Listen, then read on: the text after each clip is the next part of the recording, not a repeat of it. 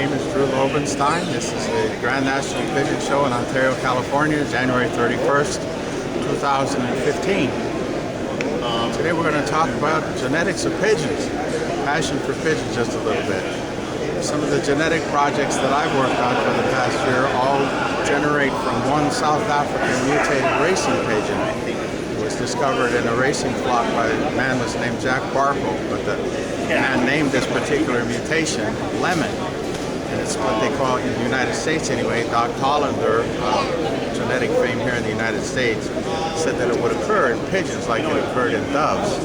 But the extreme dilute genetic character arrived in these racing homers in South Africa, and I was able to acquire one of those from Jack Barkle himself, who made the discovery. And I've introduced them now to 7 or 8 different breeds of pigeons of my own. I've introduced them to jacobins, fantails, west of England tumblers, frillbacks, archangels, and Egyptian swifts, Indian fantails, standard fantails, and the like. But the question here is, like, how do you produce something from totally different stock? It would have to do with taking a racing homer, which is a totally racing pigeon. The only thing they want from that bird is the genetic color mutation. You have to add, for instance, to a jacobin, maybe 100 jacobin characteristics. So you start off with 100 racing homer characteristics, and you have 100 jacobin characteristics, and you want to keep just the one for color. So imagine 2 jars of colored marbles, for instance. You have a jar of red marbles, 100 marbles maybe, and a jar of blue marbles on the other side. So the jacobin is a jar of blue marbles, and the racing pigeon is a jar of red marbles. Imagine taking a bucket and mixing them all up. And then what you want to do is to create a jacobin back. So you want, blue marbles over here with the one red marble from here. So you just have to keep pulling them out of the bin genetically by making crosses and selectively breeding. So you get more and more blue marbles each generation and fewer red marbles until you finally get a blue with one red marble left over from the racing homer. So if you can imagine that concept, and you can do that with just about anything in pigeons. My belief is that when you go to Birmingham rollers, for instance, you have red badge tumblers that were added in to Birmingham rollers.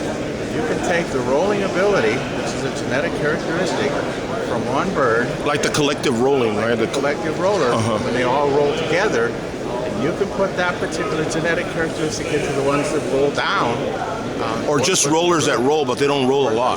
They don't roll together. And that you can take those, over a period of time by selective breeding, taking those marbles from one, adding to the marbles to the other, and keep selecting out the marbles for the ones you want, until you end up with the product that you want to have at the end.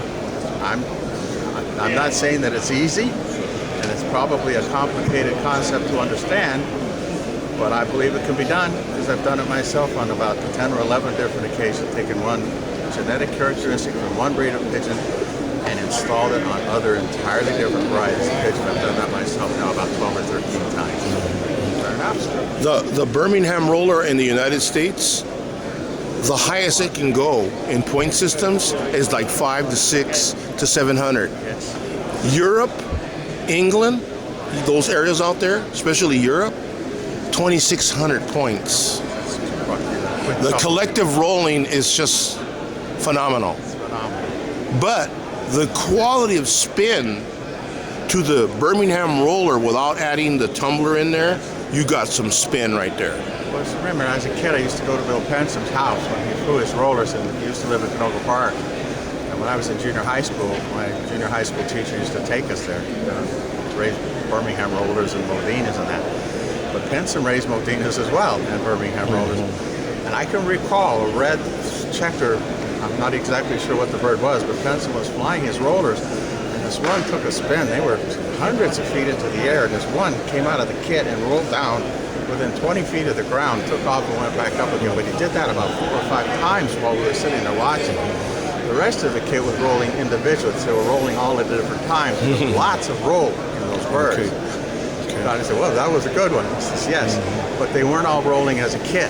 They were rolling individually. They would flew together, and the bird would roll down, and then he'd back up and join the kit again.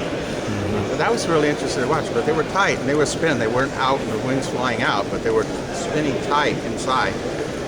and the roll downs were like 20, 30, 50, 70, 100 feet. You know, as a kid, I was really impressed with that kind of But stuff. so the alternation can take place. Absolutely. But you have to know. You have to know what you're looking for. You have to know The what selection you're looking part. for, and you have to know what you have. That's probably the key. You have to know what you have, and then you have to know where you want to go with it. And then you select out until you get to where you want to be.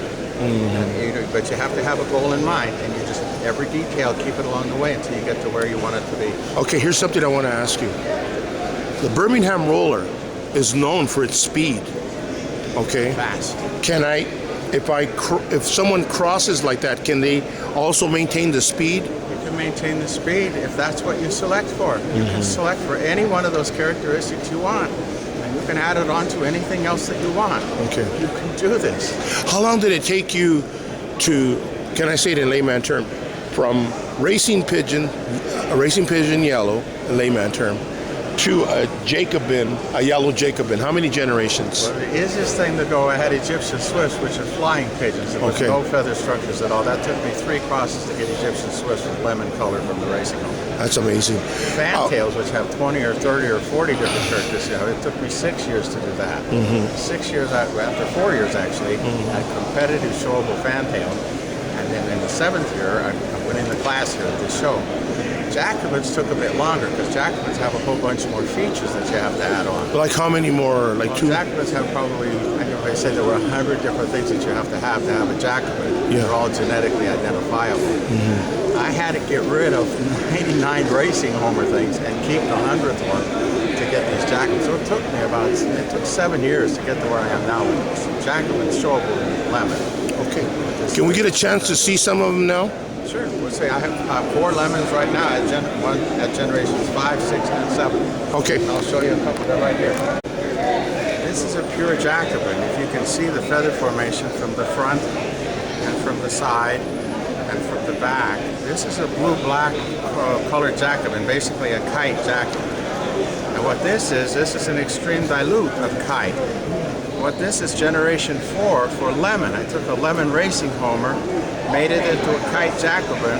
The bird looks nothing like a racing homer, nothing like a Jacobin. So it has what Darwin referred to as back to wild type. But the birds in between, it took me 7 generations to go from this, adding this color to this Jacobin type. And then by 7 generations, by keeping the color and selecting back to the Jacobin type, this is what happened by generation 4. So I'm actually I'm close, but you can see the structures here are not quite ready. It's got a few of them, but it's only got maybe 50 or 60 of the 100 structures you need from a Jacobin. This one has all 100. So I'm about 3/4 of the way there with this generation. What I've done is added more Jacobin, 2 more times past this.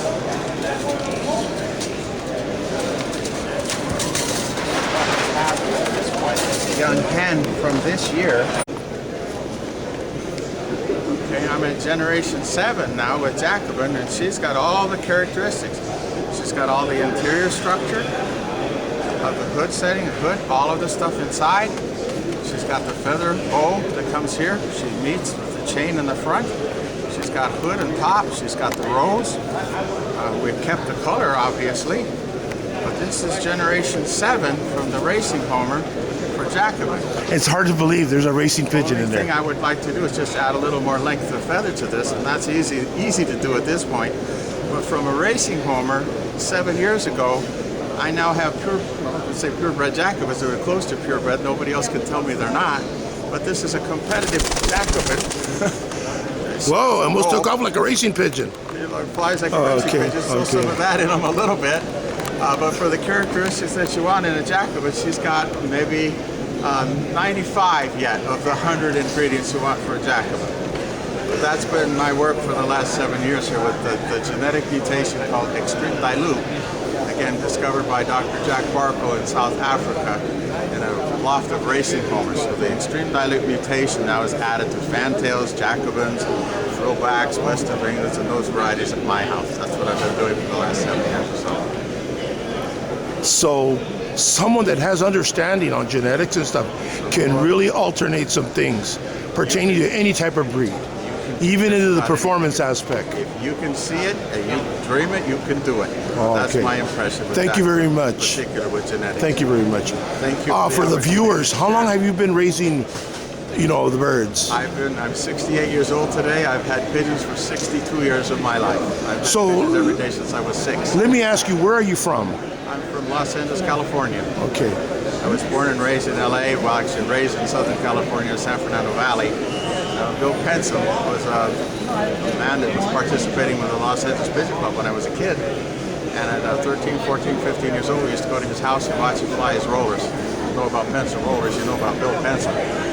But William Hilo Pensom was a master breeder of pigeons. So All right. He was an amazing guy. All right, thank you. Part of my history as well. Okay. Thank you for the opportunity to share.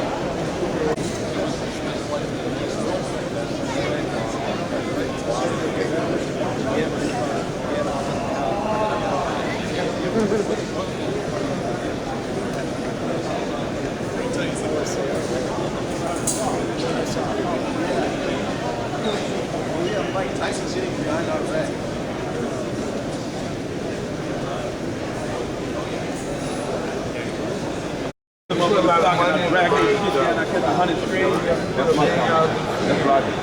That's what I was asking. That's still old school. We find some people that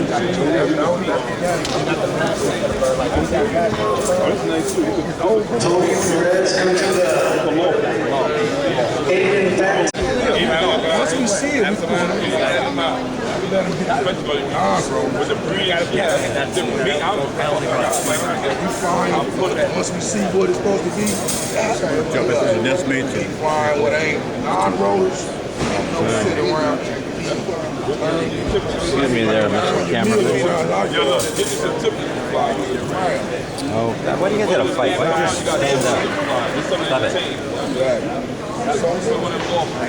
Here, so now we're going to pick our show winner out of these two here. Almond's a little bit bigger than this hand. Keel's a little bit deeper on this bird, but right into the vent. Good relaxed wing, nice cupping. Oh yeah. Hard to beat. Let's try this one. Come on, give me your legs. A little bit smaller, a little better feather quality on this bird. Relaxed wing. Balance is good. I think I'm going to go with this one. There's your winner. 1, 2, 3. Okay, Ricky, we got him here. Go ahead and find the board or bring up it was all about. You want to what? We'll leave that hand here. I want to write these band numbers. Oh, you.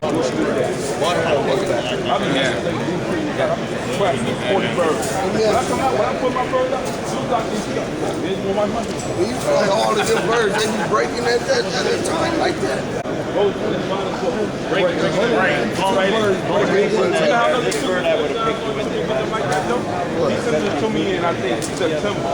This is a pretty nice class of old hens. This bird here had everything going for it except it's losing its head quality. The beak's getting very short. The head's starting to look a little bit like a parlor.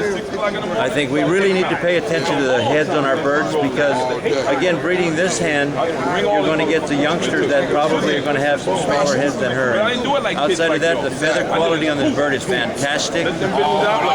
It's a light, buoyant pigeon. Its keel setting is real nice. And I had this bird to pick the class until I started kind of paying attention to heads.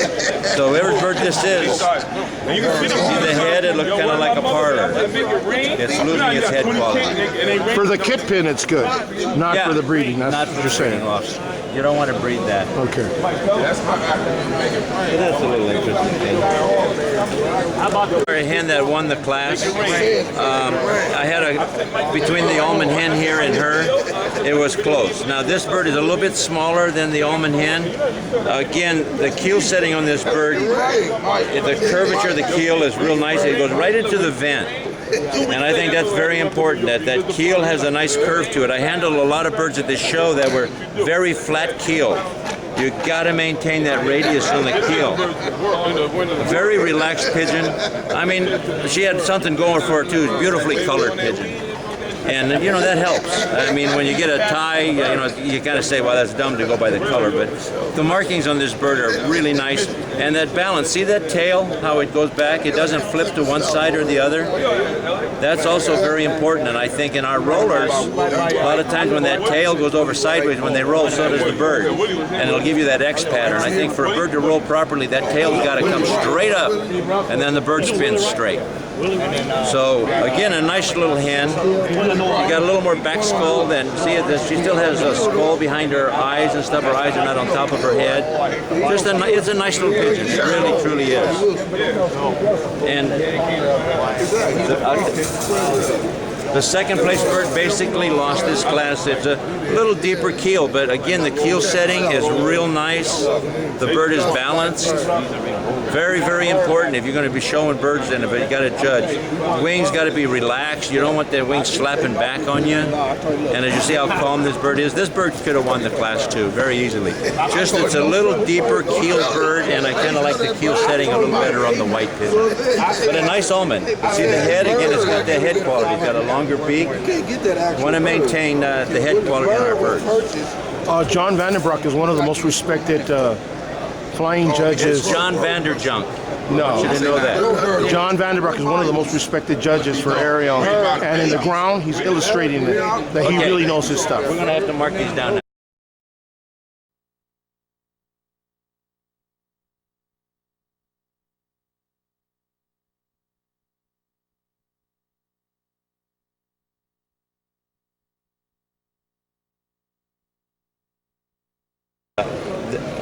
You know, like I said, that the keel should be up front. What I always do, I put a bird up against my chest, and I take my finger, just a finger. I don't push it hard. Just touch the chest, and then the finger, and you should feel the keel. I feel if you don't feel the keel, then the keel's too far back. Then the next thing you do, you take your hand, and you want your hand to hold the bird perfectly straight, and you want your hand to curve. Okay, and then again, you kind of want the bird to be able to slip through your hand because of the silky feather, and you want this part of the bird to be much wider than this rump. You don't want this real wide tail, you don't want this real wide rump up in here. And basically speaking, you want that tail to be kind of balanced towards the center. And this bird is a little bit off on that tail setting, but the feather quality on this bird is just spectacular. It's really a nice silky feather, and I think that's very important. And you don't want, when you just kind of lightly press on the back, settle down there, pigeon. I was just bragging about you. you don't want, just by pressing back a little. Here, I'm pressing hard now. You don't want that when you press. And then wings are too highly set on the pigeon. Damn, am I that smart? Son of a bitch. How come I can't win the World Cup? I'm trying to learn. You think about it now? What we got here is we got the champion young cock here. We got the champion old hen. We got the champion young hen, and we got the champion old cock. Now, what I've done is I haven't decided yet. One of these is going to win the show. Those two there, I put him for 4th place if we were placing them. The hen here, very nice hen for 3rd place. And these two birds, I'm just can't quite make up my mind which one I want to put the show champion. So I'm going to handle them one more time and then decide. As far as feather quality goes, this bird's hard to beat. This cock has got just he's a wonderful buoyant pigeon, and his keel is just absolutely right on. He's got a nice head, nice back skull to his head. The lighting in here is real bad. I'd like to say something about the eyes, but you can't say very much. But I love the buoyancy of this cock. He doesn't have any weight. He fits right in your hand.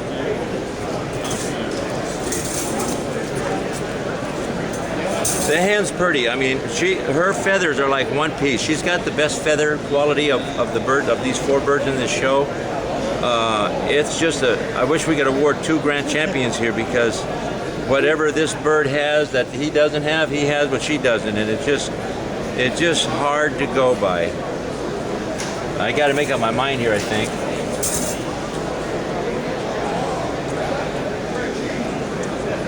I got to go with the hen.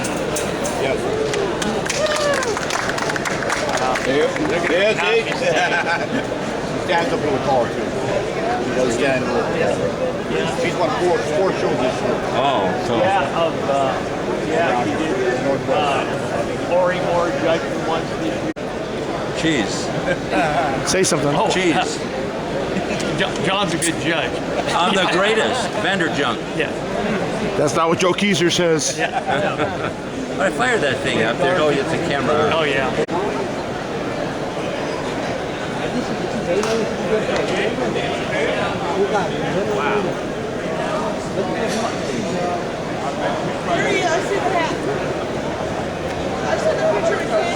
Program 50-50 raffle. Come and get them. They're $1 each or 6 for $5. Come up to the front. Last call. We'll be drawing in about 10 minutes. Come get them while you can.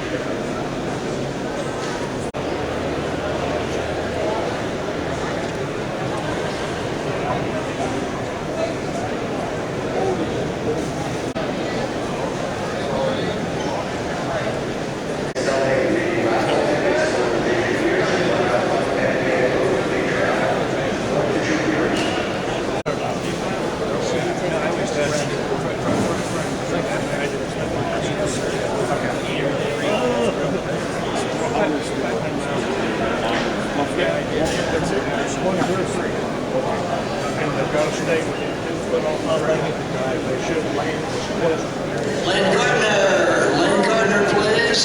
John Hanson's looking for you up at the LAPC desk. Len Gardner. Let's turn around.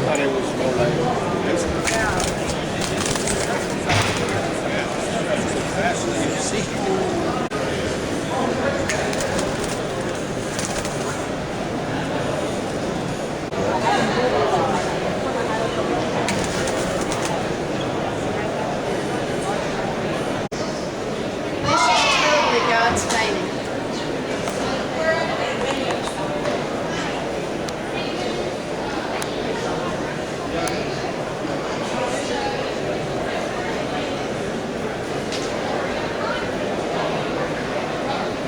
But well, these are homers. This is actually a showbird. This is more racing homer, you know. So that's what I draw, and what I was trying to do was for the show, I was trying to depict. I didn't want to do just portraits, you know, and the stoic portraits. So I thought I want to capture different moments in a bird's life, right? Yeah. So I did